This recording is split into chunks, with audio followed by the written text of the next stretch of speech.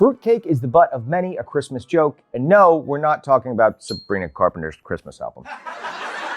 We are talking about these, the dense, sweet, fruity cake that seems to only pop up around this time of year. In fact, this town in Colorado likes to poke fun at the dessert so much, it has an annual great fruitcake toss. The fruitcake we think of today has roots in the Middle Ages, a while back when dried fruits and fruited bread entered the culinary scene. And globally, most countries have their own take on the dish. But how did it become one of the most feared Christmas desserts? We don't totally know, but it could have to do with the invention of mail-order food, which became a thing in the 1900s. Fruitcakes were actually perfect for this kind of business because they stay good to eat for a while. You add that plus mass production, maybe that's it. Now, some are trying to change the story around the fruitcake. A Google search shows lots of recipes getting 5 stars. There are nuts in most of them, so unfortunately I can't have them, but Larry can, he will, and he must on the other side of our kind of nut-free set. Thanks, Kelsey. You're welcome. Here goes nothing. I've got the mail order one, which I think was actually made in the 1900s when they started mail ordering fruitcakes. And this one from a local bakery, which I'll start with this and use that to wash it down. Are you going to describe the texture to us? Like anything? Yeah, it's a square. If you've ever held a square before, that's what it is. Right. Yeah. Oh, it smells like preservatives. Here we go.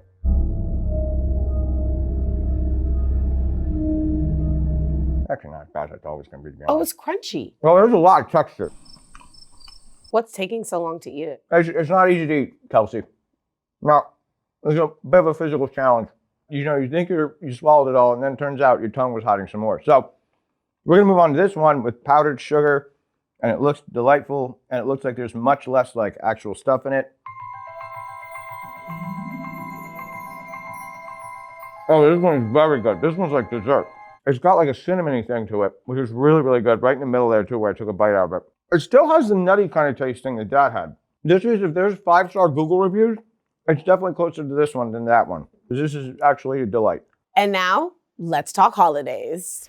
'Tis the season to be jolly, everything is merry and bright, and this year is a festive super season, with Christmas, Hanukkah, and Kwanzaa overlapping each other. So we talked to some folks to learn a little more about some of the traditions behind the holidays, starting with Maria Kennedy, a professor at Rutgers. Well, I've always loved Christmas. When I was a kid, I got to be in the Nutcracker, and I was a little ballerina. I was gonna ask. I was a little sugar plum and a little Arabian, amongst many other things. I think I loved it because it was so magical. I've never seen the Nutcracker, so the fact, all those things just sound bizarre that they're on the same play. Wait, you've never seen the Nutcracker? As much as I love Christmas, I've never seen the Nutcracker. Oh, you're definitely missing out. The interesting thing about Christmas is that it's a Christian holiday that gets mixed up with lots of other holidays. So there's not even a date in the Bible that tells us when Jesus was born. Although some people think that it must have been in the spring, because that's when the shepherds would have been out with their flocks. So, a little off. A little off. But they chose Christmas for a good reason to happen near the winter solstice, because the winter solstice is the shortest day and the longest night of the year. When the Christians wanted to celebrate the birth of Jesus, they saw all these other people already had these big holidays going on that celebrated the return of the sun. And they're like, well, we're celebrating the return of God to earth as the Son of God. So let's put them together. Let's say sun equals sun. Like S-O-N equals S-U-N. I was gonna say. Oh, yeah, I like that. You know, a lot of things changed for people living in Europe and in North America in the industrial age. When we think about, for example, A Christmas Carol, do you know that story from Charles Dickens? He showed that people can still be charitable, they can still do the better thing for their fellow man, and they can change their ways to become better people by taking care of the poor. But he also brings in a lot of the things that we like about Christmas, caroling and Christmas trees. And if you think about the industrial age, all of a sudden we get all kinds of things that are made in factories and that we can buy. Things like Christmas cards, things like Christmas lights, things like presents. The tree, where does the tree come from? They grow outside. Whose idea was it to start bringing them inside? There's a record of a Christmas tree in a cathedral around the late 1500s in Germany. And then it just becomes really popular. People start having them in their houses as the centuries go on. And it starts to spread beyond Germany. And so some of the kings and queens of England at one time had German heritage, and they brought with them some of these traditions. Now, why do people put ornaments on it? I think you just like to make things look beautiful. Some of the things that people would have put on the tree before would have been handmade, or fruits, ornaments made of wood or straw. Do you have a favorite ornament at home? I think my favorite ornament on the tree is the star. Same. And my star is actually not very sparkly, but it's very special. The Jewish holiday of Hanukkah begins on December 25th this year, and Addie Goodman, president of the JCC Chicago, explained how the first night of Hanukkah overlaps with Christmas. The Jewish calendar is the lunar calendar, and so holidays can fall on different days of the year. So Christmas is December 25th every year, but Hanukkah this year starts on December 25th. Next year, it starts on December 14th. Sometimes Hanukkah overlaps with Thanksgiving. So we actually really like it in our community when we can celebrate Hanukkah around the same time as Christmas and Kwanzaa, because we're a community center open to everybody. And when we're all celebrating the end of year holidays together, it just feels like a big, beautiful community. Tell me all about the history of Hanukkah, the tradition of it, the 8 nights that it represents, and how it came to be. It's a historical story that really centers around the Maccabees. And that's a band of fighters, soldiers from a priestly family who are really working to save Jewish traditions. On Hanukkah, we celebrate the dedication of this small group of Maccabees who defeated the powerful army of the Syrian Greek Empire and captured back their temple in Jerusalem. After it had been taken, they rededicated the temple. And one of the main aspects of that rededication was the lighting of the menorah, which is also called a Hanukkah. There was only enough oil that would only last for one night. But the miracle of Hanukkah is that oil lasted for all 8 nights, which is how long it took them to make new pure oil. So we celebrate the 8 nights that light continued. Hanukkah is also called the Festival of Lights. So the Torah is the main religious text of the Jewish faith, but Hanukkah actually isn't in there?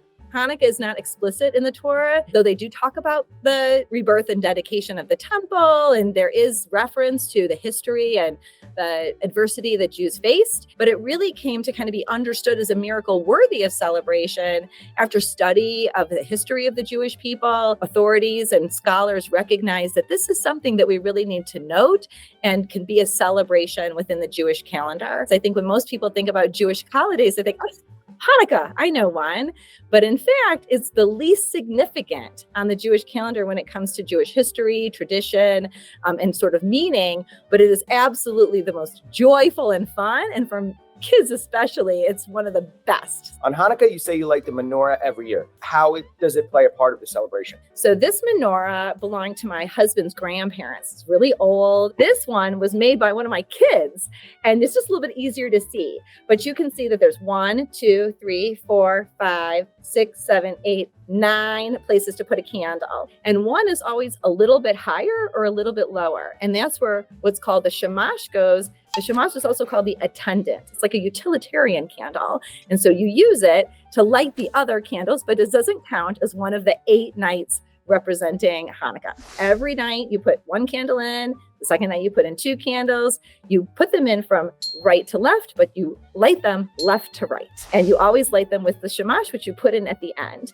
The purpose of the menorah is to show light and to share light and the lightness that the holiday brings. So it's also a tradition to place your lit menorah all 8 days of Hanukkah in a window so that we can share that light of the holiday with everybody who passes by. What's so special about how getting together around kind of the end of the year, or what do you see it bring out in people? I think it's one of those times of year where you really realize there's so much more we have in common than things that make us different. And I think it's just such a beautiful time of year that we're all gathering for good.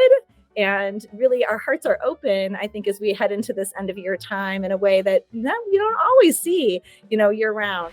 And let's not forget Kwanzaa. I spoke with Mikita Kemet from Aguna More about the celebration and how it got started. Kwanzaa means first fruits. It is a celebration of harvesting and planting seeds and reaping what it is that we sow, and how intentional we have been about planting seeds. Could you tell us what Kwanzaa is? Kwanzaa is a cultural holiday It was created in 1966 by activist and professor Maulana Karenga. During that time, it was another time of mobilization for the African American community. And so it was ripe for a holiday like Kwanzaa to be created at this specific time to remind us of our heritage and who we are. Dr. Baba Maulana Karenga, in his genius, created a moment for Black people to mobilize and to reflect, and came up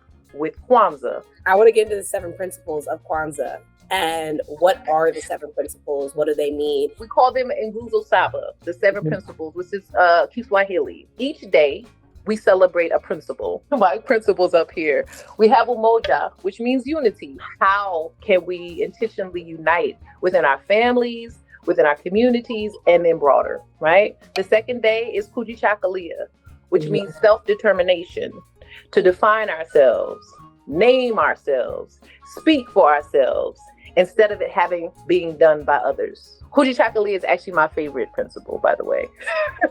Ujima, which means collective work and responsibility, to make our sisters and brothers' problems our problems and to solve them together. Isn't that dope? After Ujima, we have Ujima, which is cooperative economics, to make sure that our dollar stays in our community first, to support our businesses so that we can build our communities together and make them stronger. Then we have Nia, which means purpose.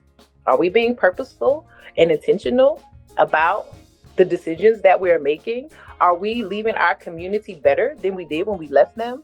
Kuumba means creativity. That in all that we do, are we using our talents to better our community? And then we have Imani, which means faith. To believe in all our hearts about ourselves and our parents, our teachers, and our leaders. Because you got to have faith. Let's talk about the Kanara. It is a candle holder. This was created by an artist. This is a shape of an Adinkra symbol. This particular Adinkra symbol is a symbol that we call Gianame, which means God first. Having faith in God, whatever you call all powerful, right? So for Umoja, you would light the black candle first. We would usually recite that particular principle.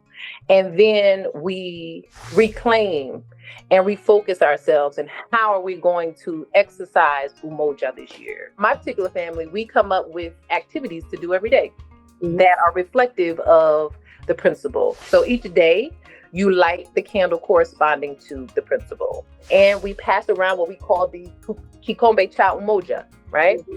Which is the unity cup. We pass around libation to everyone to symbolize our unity and our coming together. Okay, you've been celebrating your whole life. What do you look forward to the most? Oh, that is a great question. It is very nostalgic for me.